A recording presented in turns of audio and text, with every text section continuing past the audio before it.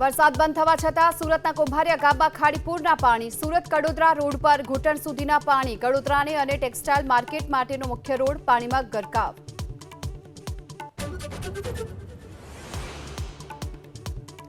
સુરેન્દ્રનગર જિલ્લાના લખતર તાલુકાનું છારદ ગામ પાણીમાં ગરકાવ. ઉમાઈ નદીના પાણી ગામમાં ફરી વળ્યા. રસ્તાઓ જળમગ્ન થતા ગ્રામજનો પરેશાન.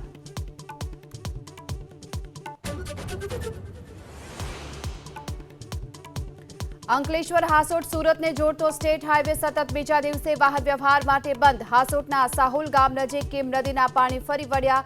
વાહન ચાલકોને ભારે હાલાકી.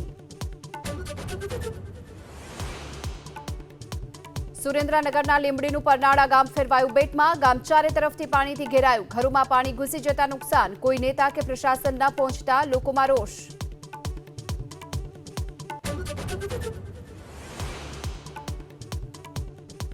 રાજકોટમાં એક શખ્સ પર છરીથી હુમલો કરી હત્યા નિપજાવાઈ. ધર્મેન્દ્રસિંહ નામના વ્યક્તિએ ઘનશ્યામ વાઘેલા પર કર્યો હુમલો. ઘનશ્યામ વાઘેલાનું ટૂંકી સારવાર બાદ મોત.